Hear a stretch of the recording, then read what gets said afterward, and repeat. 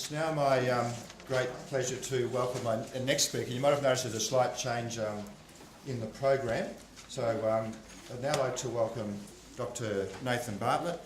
He's a lecturer in respiratory medicine at the Respiratory Infections section, the National Heart and Lung Institute, Imperial College London, which is another country of course.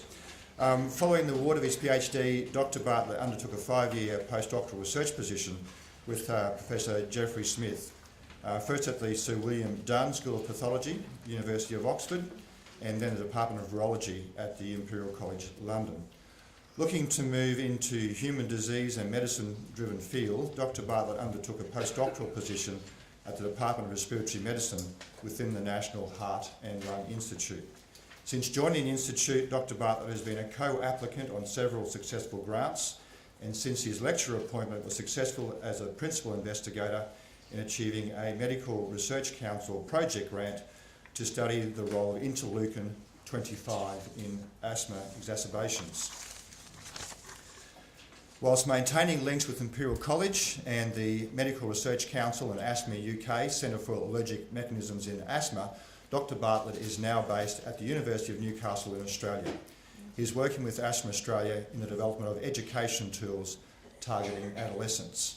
We're very privileged to have Dr Bartlett speaking at our event today, and please join me in providing a warm welcome, Dr Nathan Barlett.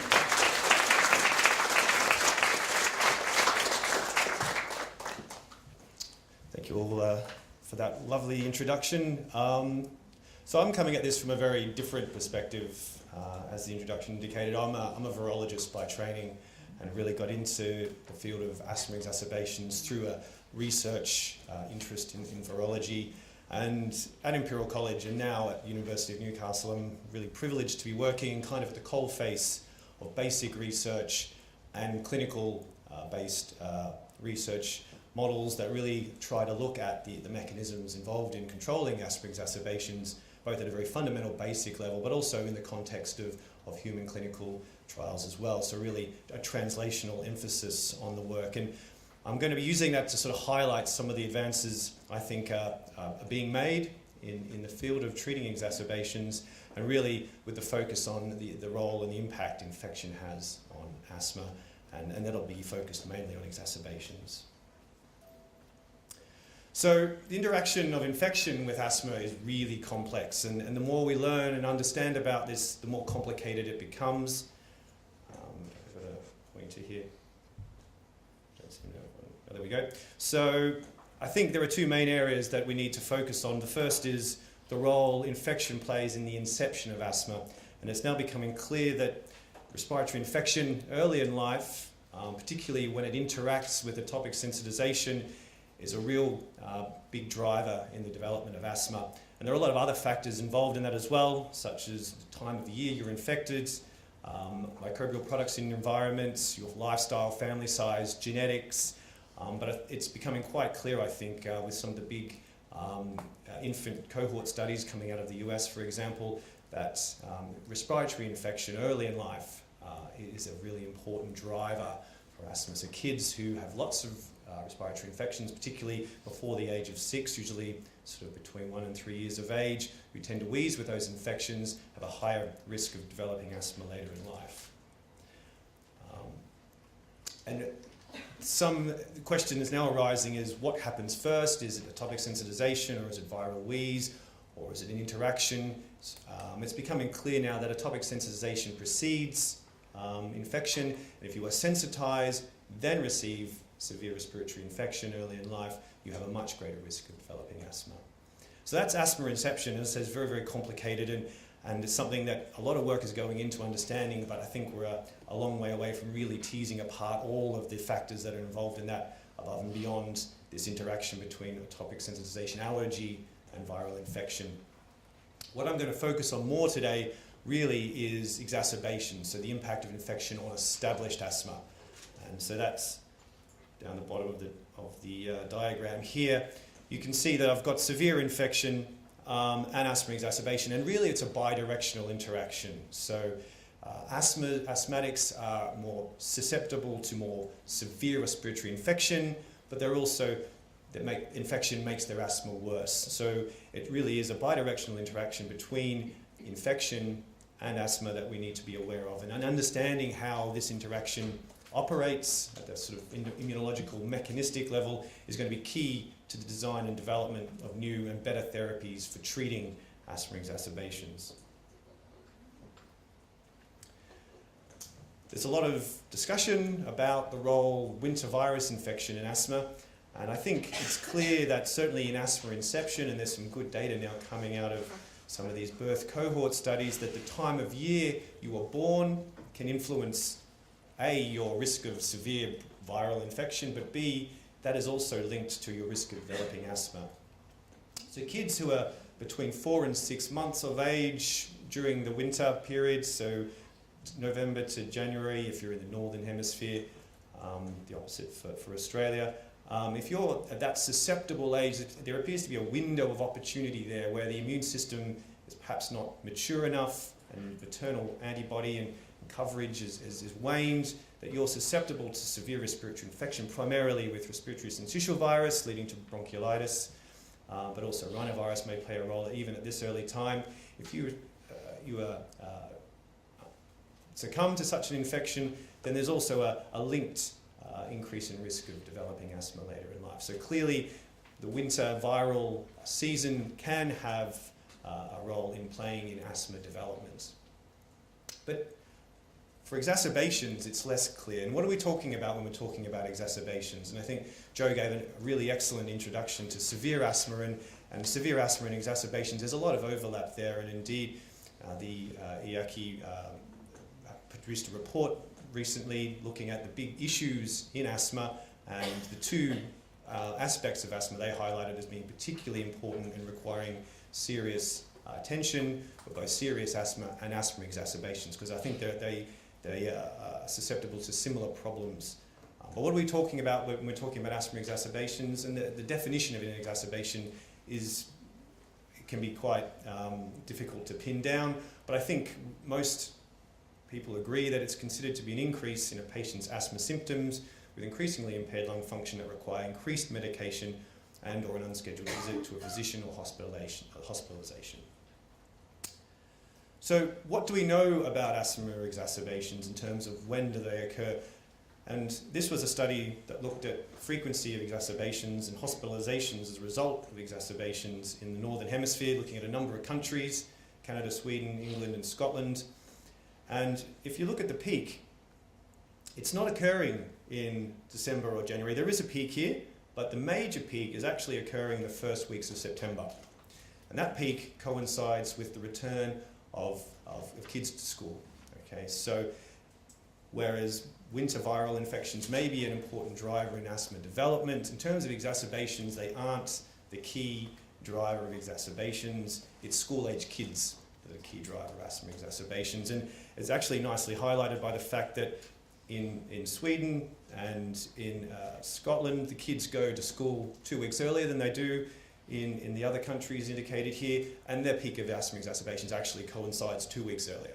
So it really nicely matches that. And the hospital admission data we have for Australian kids very much mirrors what they see in the Northern Hemisphere with regards to the return to school really being an important driver for asthma exacerbations. This is just 1 year, but if you look at this over many, many years, it's clockwork. The frequency or the increase in hospitalizations as a result of exacerbations ticks over at the same time every year, and it always corresponds to those first couple of weeks in September when school-age kids have gone back to school after summer. They're mixing with other kids, viruses are being swapped around, these kids are going home, mum, dad, brother, sister, grandparents, whatever, passing those viruses on, and then we see a spike in exacerbations. That's all ages, that's just not just children. This is hospitalizations for up to teenagers as well. So really, kids are an important viral vector and an important driver of asthma. They may look cute and fun, but yeah, they've got a nasty side as well. So what about exacerbations? Why are they such a problem? One of the main problems with exacerbations is that serious exacerbations lead to a permanent decrease in lung function.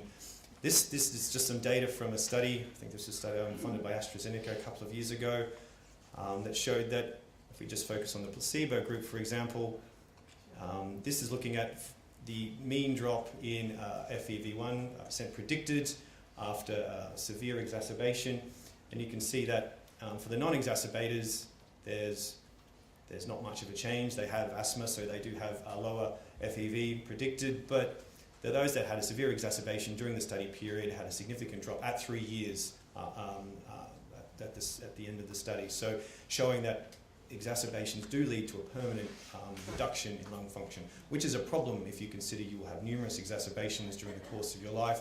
Your lung function will steadily decline over that period of time. There was some protection afforded by low-dose budesonide treatment and during the course of this study, which was really what it was designed to test. It's worth noting, though, that despite daily low-dose budesonide treatments, asthmatics still exacerbate. There's only a decrease of about 40% in the exacerbation rate for those receiving steroids. So despite daily steroid treatment, serious exacerbations still occurred, albeit at a bit of a lower rate, but they're still occurring. So clearly steroid treatment is not good enough at controlling exacerbations, even in this controlled clinical trial setting. So what are the big issues? What do we really need to think about? Well, I think I've made it clear that current treatment guidelines are inadequate. We're not controlling exacerbations well enough. They still occur, and there's still a major burden on society. And they're, as I said, a major health concern and a socioeconomic burden. So the reduced quality of life associated with exacerbations is serious, both the level of respiratory health, but also the psychological impact it has on being ill that is associated with asthma, and also the healthcare costs as well. So severe asthma and asthma exacerbations are really the big issues when it comes to the healthcare costs associated with asthma. So from that, I think we can very clearly conclude that at present our understanding of asthma is such that targeted therapies, and again Joe really beautifully alluded to this, for exacerbations tailored to immunopathogenic mechanisms are lacking, and that's really where the development of new therapies needs to go. And how are we going to do that? And this is the kind of area of research I'm involved in. It's combining human trials, and I'll talk about some of the models we have for modelling exacerbations in human systems, but also we now have mouse models we can use to look at interventions, and we have in vitro epithelial smooth muscle type models as well for looking really closely at molecular mechanisms in a cell-defined setting. Ultimately, combining all of those techniques, models, strategies, approaches should lead to improved treatments, and I'll allude to some of those, and Joe's already done so earlier today. So, causes of exacerbations. Well, I think the major issues are an intrinsic issue, a poor underlying control, whether that's a genetic issue or some other immunological intrinsic problem. But environmental factors are also a big issue in driving exacerbations, and at the top of that list are virus infections, but allergen exposure can also drive an exacerbation, again as we saw earlier in the controlled setting with allergen challenge with house dust mite. Air pollution is a problem. Bacterial infections have also been linked to exacerbations, but the role they play is less clear. Stress, exercise, occupational exposure are all known to cause asthma attacks as well. But really at the top of the list is virus infections. So as a virologist/immunologist, you're not going to get away without seeing at least one slide with some cells and some cytokines and some arrows. So I apologize in advance for this, but it's got to happen. So it helps us understand how we think about designing our therapies if we sort of have an understanding of the immune mechanisms involved, because fundamentally this is an immunological driven disease. So what I've got here first is infection with a virus. That's the icosahedral funny shaped thing hitting the epithelial cells here. And the response to a virus like Rhinovirus is quite effective. Innate immunity will deal with that very nicely through the production of interferons. This will activate antiviral genes, which will clear the virus, but you'll also get inflammation with some neutrophils and ultimately some memory responses with B and T cells making Th1 type immune response and B cells making protective mucosal antibody, IgGs and IgAs. And for most of us, those without asthma, for example, this is an effective response, clears the virus. You may have a cold for a day or two, feel a little unwell, but it's a fairly benign situation. Of course, the asthmatic lung, the situation is far more complicated because for about 50% of asthmatics, allergen is at the core of their disease, allergen-driven responses, and the allergic cascade that follows from that. So allergen drives a whole list of responses that are all mediated by cytokines. Again, it seems produced by the epithelium that line the airways, producing cytokines such as IL-25, TSLP and IL-33, and these activate a range of cells which produce really the drivers of asthma. These are the type 2 cytokines. Joe mentioned some therapies targeting type 2 cytokines such as IL-4, IL-5 and IL-13, and they're good targets because if you look at this diagram, they're the cytokines that are driving your basophils, your eosinophils to produce ECP. They're driving your B cells to isotype switch to make IgE, to cross-link allergen or mast cells which release histamine and a whole lot of other things that constrict your airways. So targeting type 2 cytokines is a very rational and sensible strategy, and in the right asthma cohort seems to work quite effectively. In terms of exacerbations, what do we think this interaction is ultimately having? What's the net effect of that? Well, we think there are sort of two sides to this equation. There's deficient antiviral immunity, and there's some good data out there to suggest that asthmatics have deficiencies in production of interferons, for example, that are critical for driving antiviral immunity. But there's also good evidence for augmented type 2 immunity, production of type 2 cytokines driven by infection, which increases the whole allergic cascade, increases production of IgE, increases production of inflammatory cytokines that drive mucus production, bronchoconstriction, etc. So that's the last one of those diagrams I will show you. So that's it. Everyone can relax now. Viruses and bacteria. So it's clear that infection plays a big role in exacerbations. And when you look at the literature, and this is a literature review I did with some colleagues at Imperial a couple of years ago, sort of collated all the information we had published on the role of infections in asthma and broke it down into three major age groups. So the under twos, rhinovirus plays a big role, but respiratory syncytial virus, as I mentioned earlier, plays a big role in those early 6-month sort of or younger bronchiolitis that we see, which may be an important driver in asthma development. But rhinovirus also plays a big role in asthma development, even at that early age, and that was not recognised until quite recently. In your school-age kids, really it's the rhinoviruses that are playing the major role. You can look at them, well over half of all infections linked to exacerbations are down to rhinovirus in those school-age kids. Kids getting together, mixing viruses and disseminating them to their family and friends outside of school. Even in adults, rhinovirus plays a big role, but as you get older, viruses like influenza become more prevalent and can play a role also in asthma exacerbations. But regardless, it's really rhinovirus across the board, which is the key trigger for asthma exacerbations. So what do we know from looking at naturally occurring exacerbations? So a number of really elegant studies have been done to try and tease out what it is about asthma that makes them respond to a virus like rhinovirus so much differently to a non-asthmatic. In this study, it was using spouse pairs. So they're trying to control for living conditions, diet and behaviour. One of the pair was an atopic asthmatic, one was not. The regular sampling was done during the course of the study, and PCR was performed to detect rhinoviruses.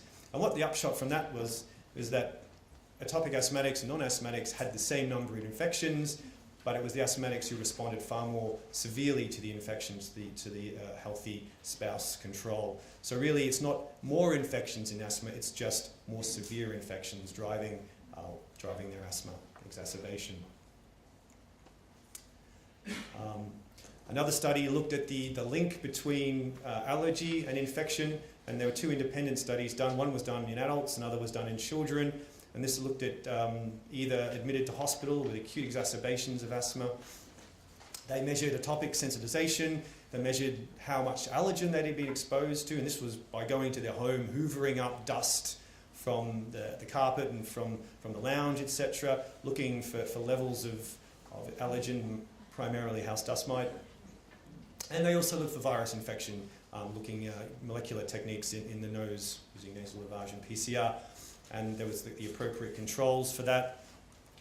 Really, what they found was quite striking, is that in adults, allergen alone did drive some exacerbations, and your risk of admission to hospital with an exacerbation was about 2 if you were only allergic and exposed to your allergen.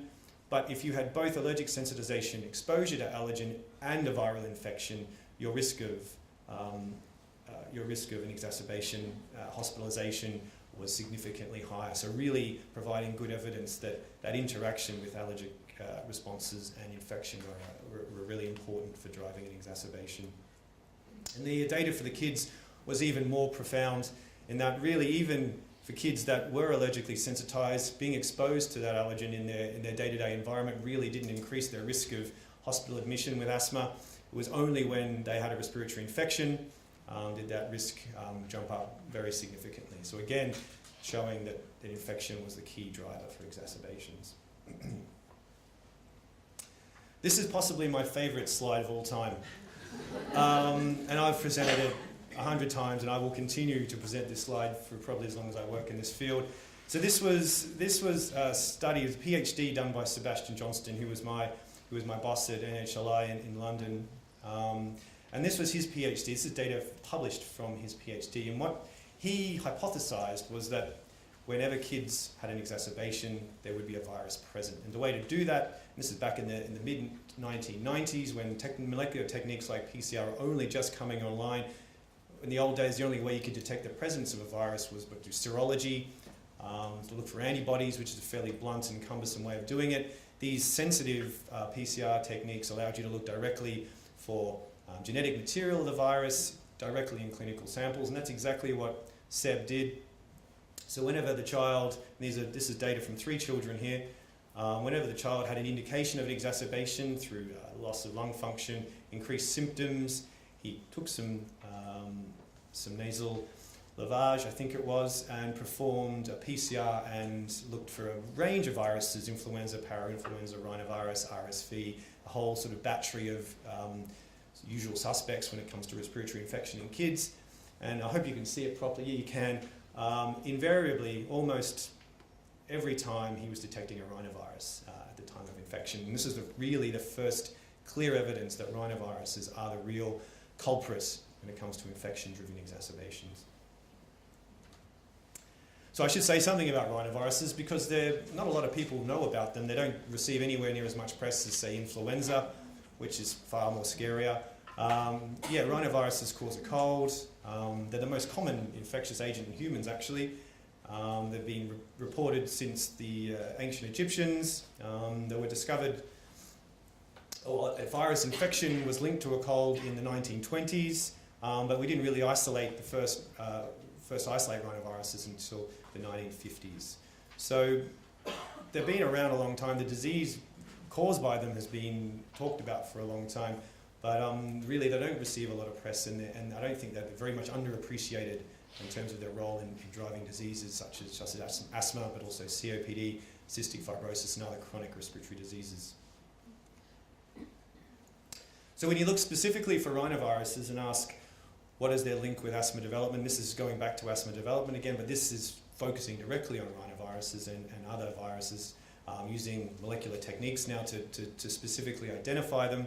Again, RSV, as I said, does appear to drive asthma development, and this is probably again in those sort of under 6-month-year-old children having a severe RSV bronchiolitis, and there is increased risk of them developing asthma. But after that, I think it's mostly rhinoviruses are really the major risk factors. So kids who are wheezing frequently with rhinovirus infections in the first 3 years of life really have a significantly increased risk of developing asthma later in life. So having identified rhinoviruses is critical to asthma exacerbations. We've gone on to develop models to study this in detail. So this is a human model of rhinovirus-induced asthma exacerbation. So I've taken part in studies like this as a healthy control. And what we do is we recruit healthy controls and we recruit well-defined allergic asthmatics. We perform bronchoscopy at baseline. Well, I say we, doctors do that. I take the material from them and do interesting experiments. They perform the bronchoscopy. We then give them a cold by blowing rhinovirus up their nose. They get ill, they get a cold. They look pretty miserable. We perform another bronchoscopy at about day 4, which is the peak of disease during this experimental exacerbation. And then we can perform a number of analyses during the course of this. So we perform bronchoscopy for brushings, for biopsies, to obtain lavage. But we also have developed a number of new techniques which can directly sample the nasal and the bronchial mucosa. So we can use pads which we can stick in the nose. This can then directly take 30 to 40 microliters of nasal mucosal fluid, which we can then directly analyze for cytokines, for example, to look at inflammatory responses as a result of the exacerbation. We can also look in the lower airway as well, using a technique called bronchosorption. Again, this is an absorptive matrix on the end of the bronchoscope. I've had this done to myself as well. It's relatively painless if you're on the right amount of drugs. And it dabs the airway, it takes a direct sample of that bronchial fluid, and then we can again perform analysis of mediators directly in that fluid, because many of the cytokines we're interested in, if you try to look in lavage, you won't find it because it's too dilute, because you're lavaging with 100, 150 mils of fluid, and a lot of those mediators get just lost in dilution. This, we can directly look at these mediators using a multiplex type analysis and get a really good idea about what's happening directly at the coalface of the airways and in the exacerbation. So the asthmatics, with the experimental infection, they have a higher peak of symptoms, and this is, we're looking at both mild and moderate asthmatics. So the moderate asthmatics have the worst exacerbation in terms of symptoms, in terms of duration of their symptoms, and also in loss of lung function. So we see a really nice, if you like, disease dose response with the same viral infection, but worse asthma has a worse exacerbation, which I guess is unsurprising, but it's nice to see it in an experimental setting. We can do then analysis of these mediators I was talking about using these novel sampling techniques, and we can look for relationships with disease in order to determine whether mediators are potentially involved in driving that disease. So we look at Th2 cytokines, we've heard a bit about these earlier, such as IL-5, and indeed you can see that there was a positive correlation with the amount of IL-5 and lower respiratory symptom score, for example, suggesting IL-5 is certainly associated with the worst disease. Other cytokines too, IL-33, you may remember though, that's an epithelial-derived cytokine which we think is an important driver of type 2 responses. And again, it was nice to see that in bronchial or nasal fluid that these were positively correlating with symptom scores that we were seeing in our patients. So you've seen this graph already today, so thanks for that, Joe. So this IL-5 comes up in our experimental models, and it's also it's a sensible molecule because it's involved in driving eosinophils and a lot of the type 2 responses we know to be underlying disease in asthma. And indeed, pharmaceutical companies have recognized this and developed antibodies, and you've seen this data already, but just to highlight it, the key endpoint for this was frequency of asthma exacerbations, and blocking a type 2 response was reducing the frequency of exacerbations, which we know to be caused mainly by viral infection. So again, suggesting even blocking a type 2 response, you're having an impact on a response to virus, okay, which is an exacerbation. We also heard about the IL-4 antibody as well, and again, the primary endpoint for this was the frequency of exacerbations, or the number, in this case, the number of patients having an exacerbation. Again, a very impressive drop with treatment with the anti-IL-4 receptor antibody. The good thing about this antibody is it targets the alpha unit of the receptor, which is shared by both IL-4 and IL-13. So it's presumed that you're both blocking both IL-4 and IL-13 mediator signals in this, and it works. And again, just to highlight what Joe sort of mentioned earlier, is that this is in a defined group of eosinophilic asthma, so targeted therapy in a defined asthmatic cohort does actually work. But on the other side of that diagram, if you remember, I also mentioned antiviral immunity, and other companies have recognized the importance of antiviral immunity in asthma and asthma exacerbations, and are trialing molecules such as interferon beta, which is an important antiviral factor produced in response to rhinovirus. And the word on the street is that this is having very beneficial effects in cutting down the rate of exacerbations, in naturally occurring exacerbations in this trial as well. So this is a press release from Synergen.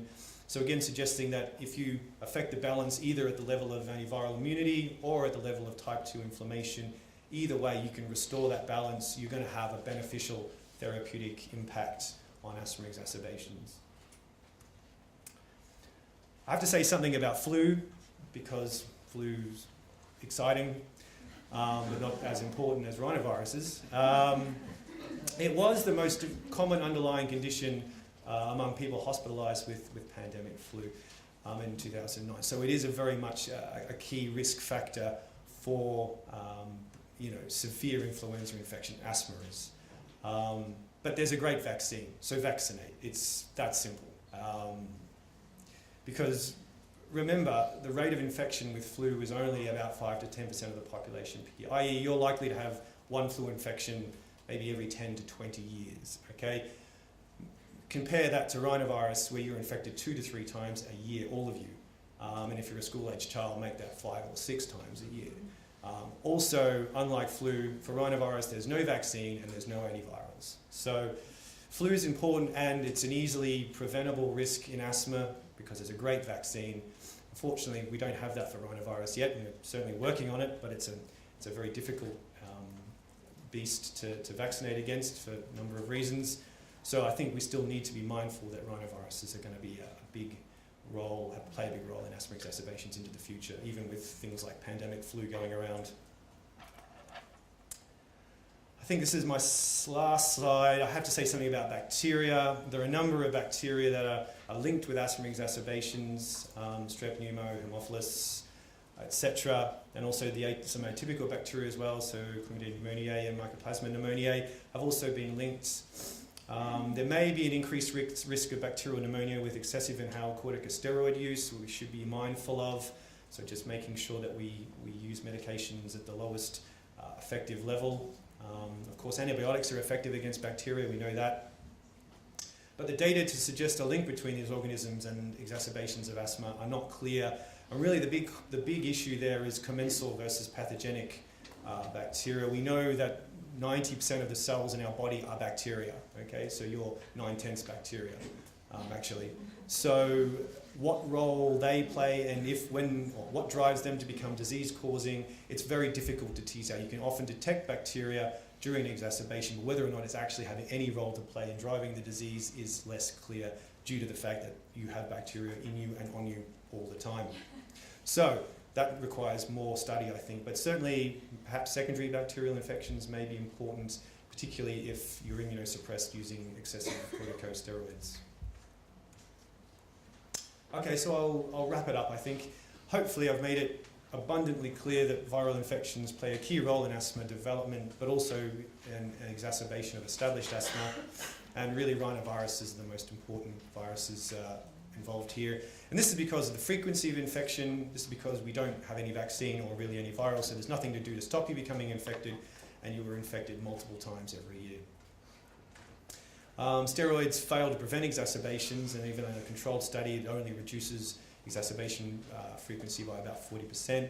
And we need to be mindful that they can interfere with immunity. They are immunosuppressive, so there may be cases where suppressing immunity could prevent proper antiviral immunity and lead to consequences associated with that.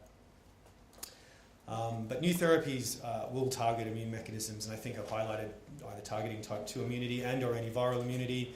And the key is also then in doing or applying those therapies in defined asthma populations, so a better understanding of the different types of asthma that we have out there, and then designing or tailoring the appropriate immune targeting medication appropriately. I'll leave it with that. Thank you very much.